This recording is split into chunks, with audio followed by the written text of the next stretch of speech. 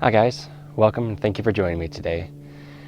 Have you ever been anxious to do something, apprehensive about talking with certain people, or just feeling insecure about certain situations? There's a word that describes all these things. That word is fear.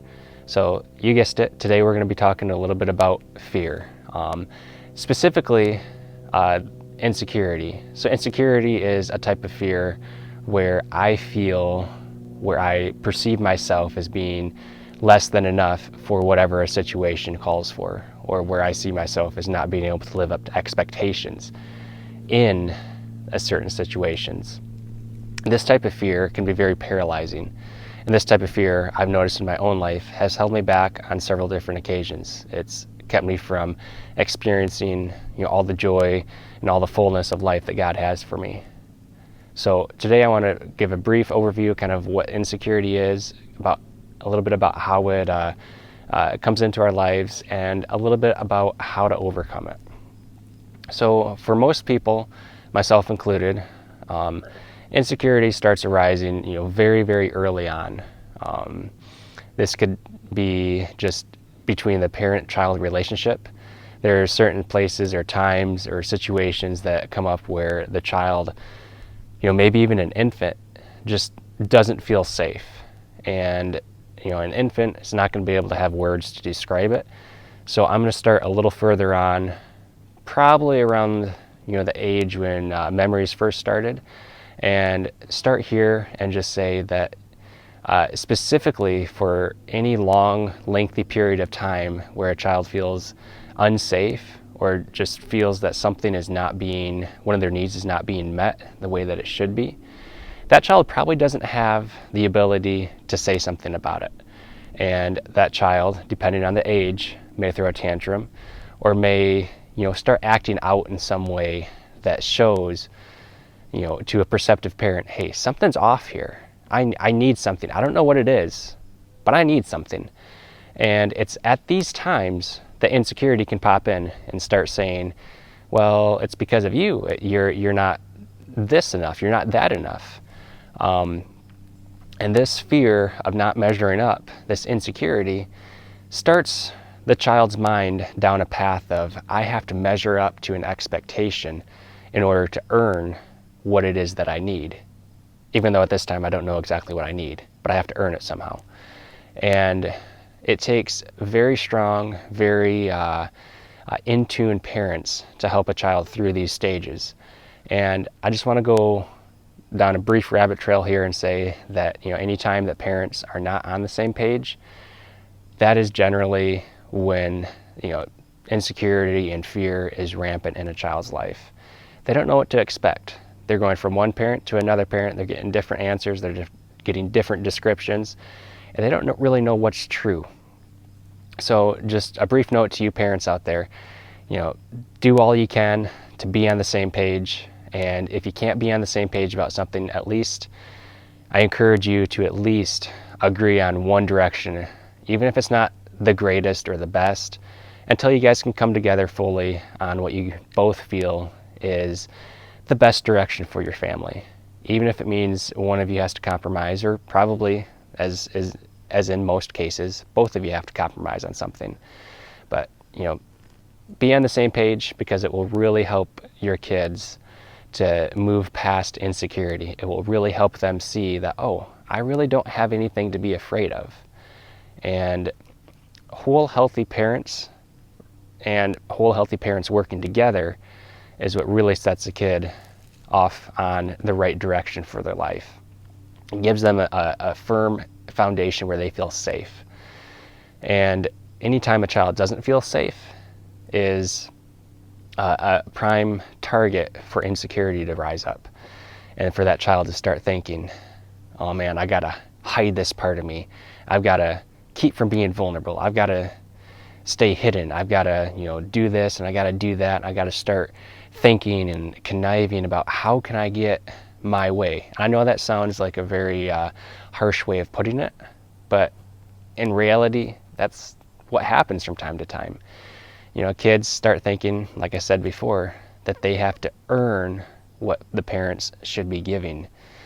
And I'm not saying that parents need to give everything to their kids that their kids want, because, how many of us know that that's not what all our kids need, is everything they want.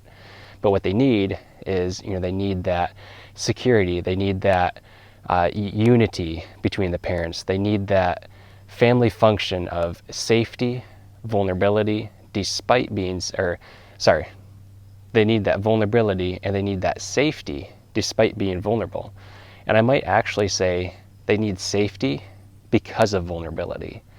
The parents have to be trustworthy, safe, and vulnerable to their kids. And likewise, the children then will start being vulnerable and feeling safe and just really open with the parents.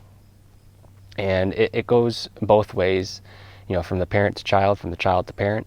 And it also goes between spouses, one spouse to the other spouse. There's got to be a sense of, I am secure in your love because I know I'm accepted by you. And I know I'm accepted by you when I have everything that I need, truly need, when I have everything I truly, really need, when that is met, when all my true needs are met, and when I have comfort in our relationship. So leading off that, if a child is starting to hide things, starting to be a little more reclusive, chances are they're feeling insecure. And, for me, I definitely noticed that. I started spending more time alone. I started shunning other people more. And part of it was me just, figuring out who am I. But the other part was I wasn't vulnerable. I didn't know how to be vulnerable, and I didn't know that I needed to be vulnerable in order to have comfort and connected relationships. So how did I learn to get over insecurity? How did I learn to put insecurity behind me? Well, this sounds like a good spot to tell you about the 6-year-old that I've heard about. So there was this Sunday school teacher, and his class was kind of, one of the quiet classes. They don't want to answer questions. They don't want to get involved. So he started asking them different questions every week. And one week he asked this question. This question was, what runs around with a bushy tail, collects nuts, and sleeps all winter long? And this little kid raises his hand and he says, "It sounds like a squirrel, but I know the answer is Jesus." So, I could say, the answer is Jesus, and that's totally accurate. But according to 1 John 4:18, perfect love drives out fear. And any place that I have fear, it's where I haven't let perfect love have its work. And God is love. So if there's any place that I'm feeling afraid or feeling insecure, feeling anxious about how people are going to perceive me, it's because I haven't let God show me his love, or I haven't acknowledged and understood his love in that area. So first and foremost, it comes up for me to get rid of insecurity. I need to accept and acknowledge God's love for me. And out of that, I can then accept and acknowledge a healthy self-love for myself. Now, when I know I'm loved, when I know I'm accepted, when I have a place I belong, and when I love myself in a healthy manner, I have a place where I can be confident in. I can then start being confident, not necessarily in myself, but in who God says I am. And when I'm confident, then it doesn't matter that I might lack something to perform this task perfectly. I might not have every single tool I need at the time, but I'm loved, I'm accepted. Even if I mess up, I still have a place I belong in. I'm going to give it my best shot. Not that I'm just going to try and see what sticks, but I'm going to go for it. And when I'm operating out of a place where I know I'm loved, where I know I'm accepted, and where I know I belong, insecurity just starts to vanish almost automatically. For me, I didn't really start noticing it leaving. I just noticed myself becoming more confident. And the other things that I've done is I've purposely done things that are hard. I've made myself do them. And sometimes it has been a little bit painful. Sometimes I failed, but every time I attempt something that's, just a little bit harder than the last thing, I'm growing. Every time I, look at myself and I take a step back so that I can respond versus react to something, I get a little bit better at it. I get a little bit more confident. And all of these things tied together, they help me overcome insecurity. So thanks again for joining me today. There's going to be a few questions to follow. Take some time, think about them, and be real open, real honest with yourself with these answers. And if you have somebody else you want to be vulnerable with, talk to that person about it. Maybe share the video with them and talk about it together.